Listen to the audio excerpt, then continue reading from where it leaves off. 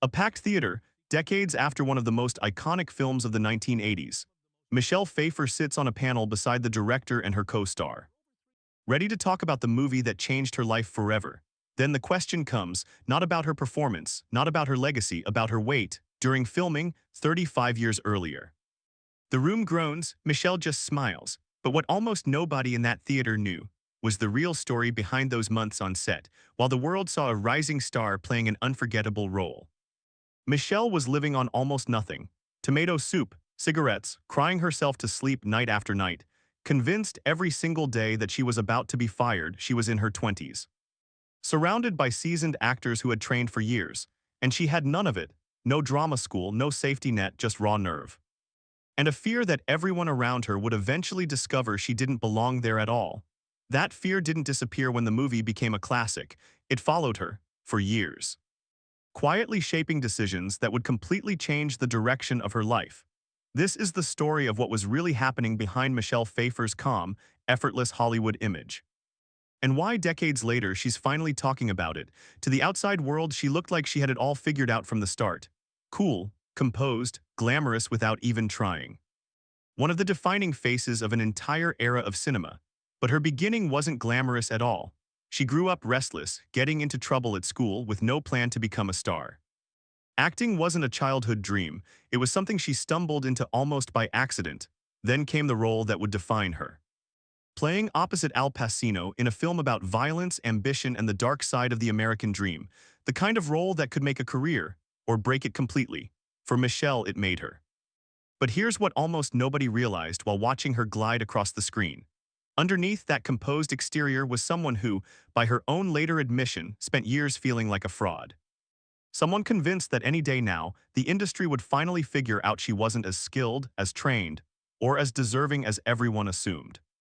She has since admitted she spent years simply being afraid. Afraid of failing, afraid of being exposed, afraid the success itself was some kind of mistake nobody had caught yet. She became known for something else too, an almost desperate need for privacy. She avoided interviews when she could. She's called herself the worst interviewee that ever lived, publicity. Something most stars learn to embrace, made her physically uncomfortable. On the surface, none of it showed. She kept working, kept succeeding.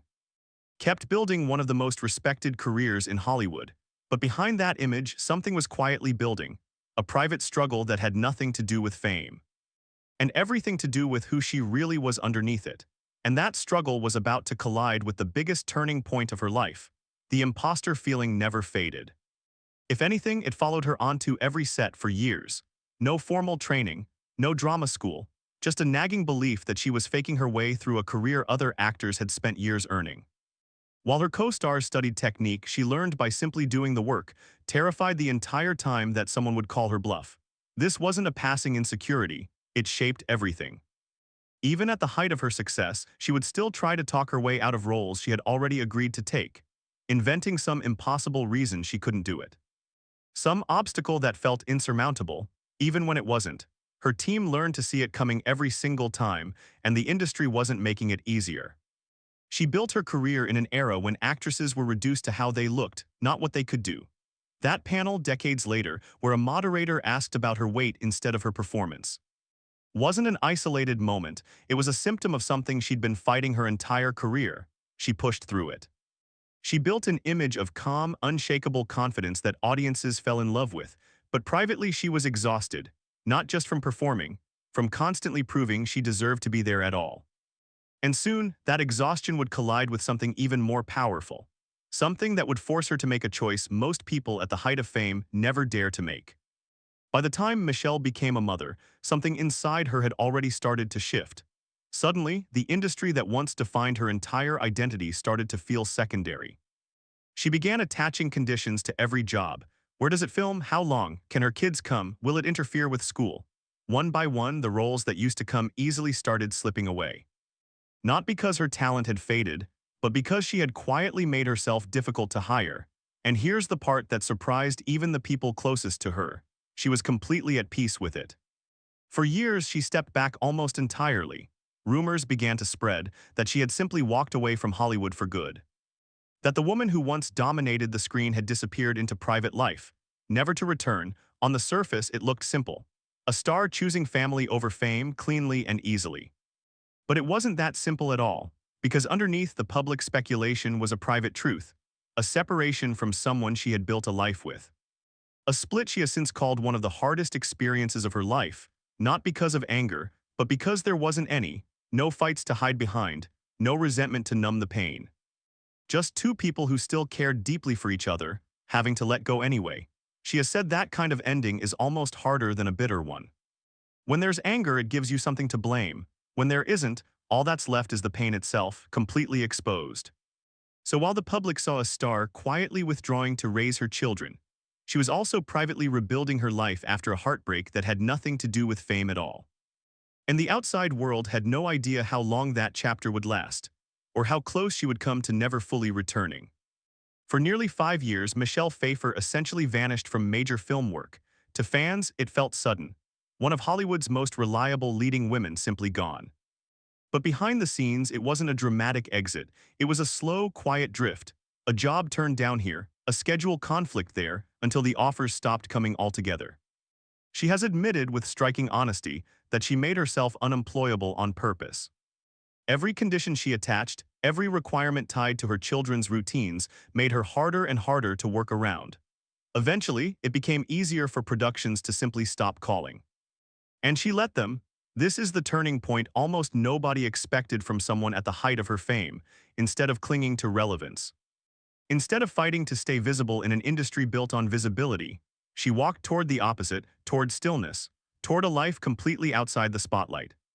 She once carried her daughter's car seat into restaurants just to keep her close, choosing normalcy over premieres, choosing routine over recognition, but there was a cost. In an industry famous for forgetting people the moment they step away, 5 years is an eternity. Every year she stayed home, the whispers grew louder, that she'd lost interest. That her moment had passed, that Hollywood had simply moved on without her. She wasn't even sure herself if she'd ever go back. And then, in a twist nobody saw coming. It wasn't a studio, an agent, or a script that pulled her back. It was her own children. One day they turned to her and asked a question she wasn't expecting. "Mom, are you ever going to go back to work?" That single question cracked something open, but stepping back into an industry that had already moved on without her would come with its own reckoning. When Michelle finally returned, she wasn't the same woman who had left. The industry had shifted without her. She had aged out of the roles that once defined her, no longer the ingenue. Not yet cast as the matriarch. For most actresses, that gap ends a career completely. Hollywood has never been kind to women caught in that in-between, but something inside her had changed too. The fear that once made her question every role, every scene, every decision hadn't disappeared, but she had learned to move alongside it instead of being ruled by it. It took 2 full decades. To stop physically shaking on the first day of a new set. 2 decades to stop obsessing over every frame of daily footage. An admission that reveals just how much effort was hidden behind that calm, composed exterior the entire time. The imposter feeling that haunted her on that very first breakout role never fully vanished. It just became something she learned to carry differently. And then came a role that finally matched the weight of everything she had been through. A complicated character hiding a well of pain just beneath a charming, composed surface. For the first time in longer than she could remember, she didn't try to talk herself out of it. The role demanded real emotional depth, the kind that only comes from actually living through heartbreak, self-doubt, and reinvention. People who worked with her noticed something different in her performance, a kind of pain that felt lived in, not performed. It was as if everything she had quietly carried for decades. The fear, the loss, the years spent proving herself, the years spent disappearing on purpose, had finally found somewhere to go, but even now, fully aware of everything she survived. She admitted something that might surprise anyone who assumes success eventually erases self-doubt. She said she is still, to this day, afraid of failing. Today, Michelle Pfeiffer is still working, still selective, and still fiercely private. She no longer disappears for years at a time, but she never abandoned the lesson that break taught her. Family still comes first, boundaries still matter. She's spoken more openly in recent years, not because the fear finally disappeared, but because she finally stopped needing to hide it. The imposter feeling, the painful separation, the years spent choosing invisibility over fame, all of it shaped the woman audiences see today. What looked like effortless cool on screen was never effortless at all. It was built slowly through decades of doubt, heartbreak, and quiet resilience. And maybe that's the most surprising part of her story. The moments that looked like withdrawal were actually where she grew the most. So what do you think? Did Michelle Pfeiffer's choice to walk away from Hollywood for her family surprise you? Or does it make you respect her even more? Tell us in the comments what stood out to you most. And if this story moved you, subscribe for more real, untold stories from your favorite Hollywood stars. We've got more coming, and you won't want to miss them.